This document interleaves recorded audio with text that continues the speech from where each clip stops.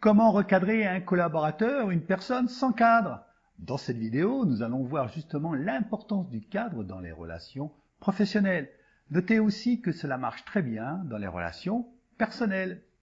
Nous définirons tout d'abord ce qu'est un cadre. Nous verrons ensuite un exemple de cadre que j'utilise personnellement depuis plusieurs années. Et pour finir, nous verrons les facteurs de réussite d'un cadre. Notez déjà le grand avantage du cadre, il permet de diminuer les tensions et les conflits dans les relations au sein des équipes et même dans toute une organisation. Retenez bien aussi ceci, ce que vous oubliez de mettre dans le cadre, vous allez le récupérer en tension et en conflit. Dès le début de mes formations en management collaboratif, je demande aux managers « Mais comment recadrer sans cadre ?» Ils me disent « En mettant du cadre. » Oui, mais c'est trop tard. C'est comme si, lors d'un match de foot, l'arbitre siffle et donne les règles après le coup de sifflet. Cela ne peut pas marcher. Les joueurs connaissent tous les règles avant de rentrer sur le terrain. Les règles, le cadre, doit être défini avant toute tâche, projet et expliqué avant toute activité.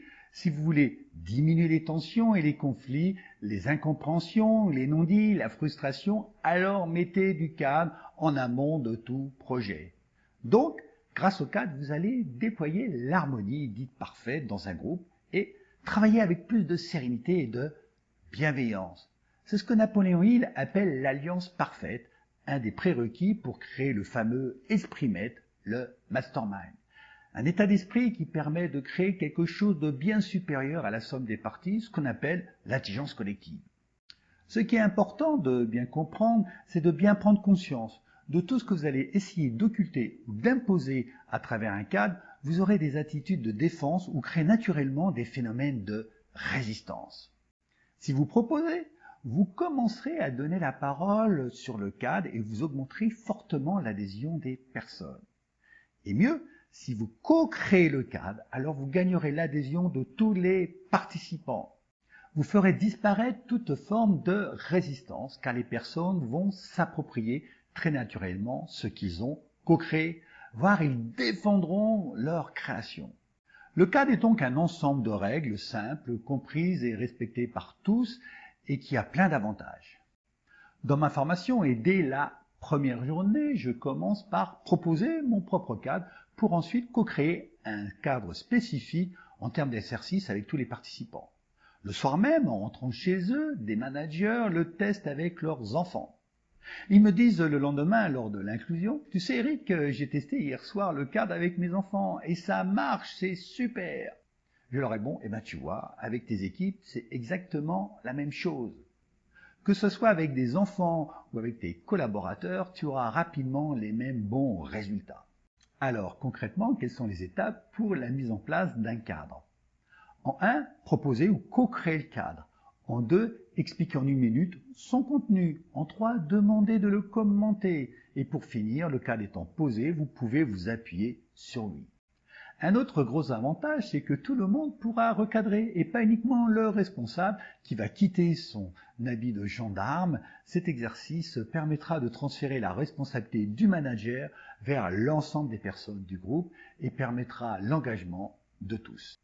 Le cadre est un ensemble de règles très simples qui sont réduites à leur plus simple expression. Idéalement, un cadre possède entre 5 et 9 mots. Le cadre, pour être utile et puissant, sera affiché en permanence sur le mur. Il peut être aussi, par exemple, incorporé dans une présentation PowerPoint.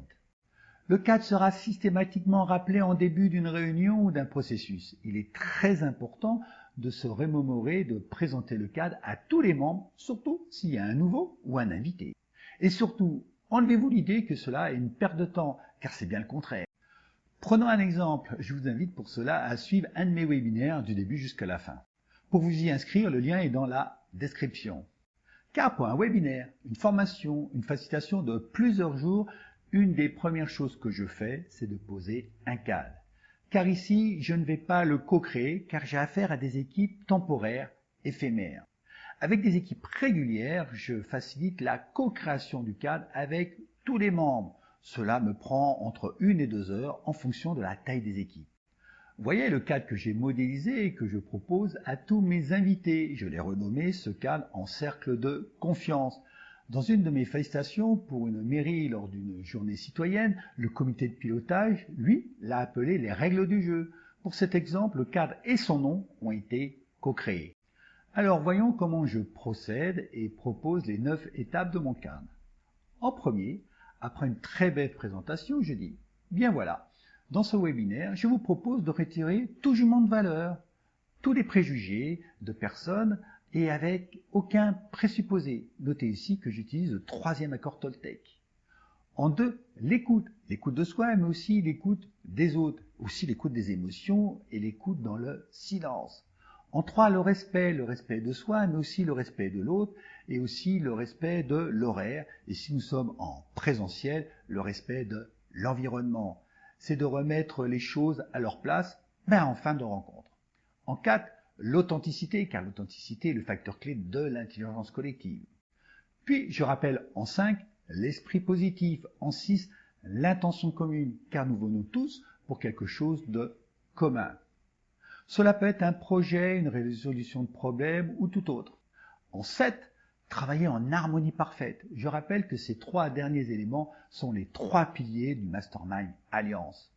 En 8, je parle de la bienveillance sans complaisance, principe que j'utilise dans un de mes groupes de Mastermind.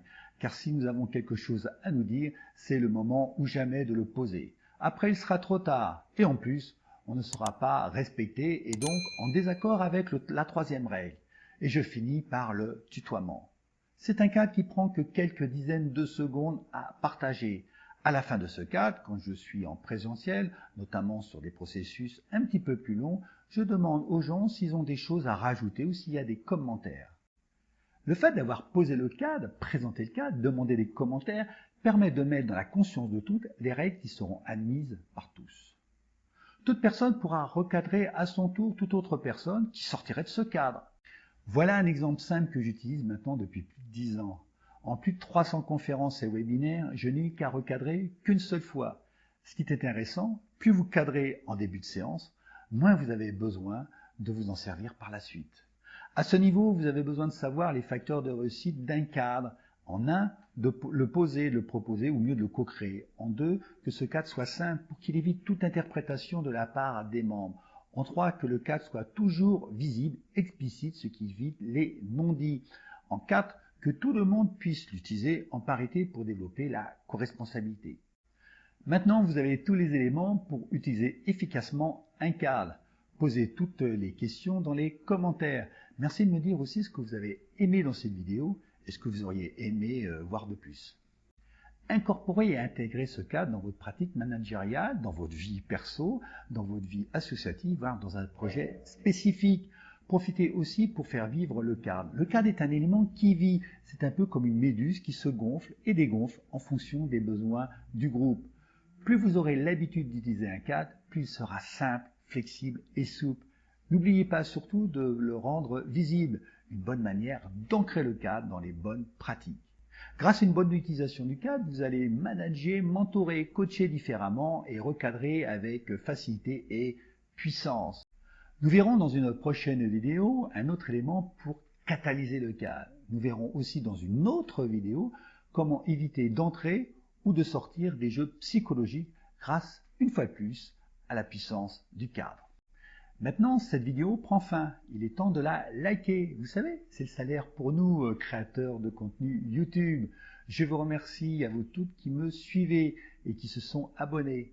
J'attends avec impatience vos idées, vos commentaires et toutes les questions là, juste en dessous de la vidéo. À très bientôt. Bye.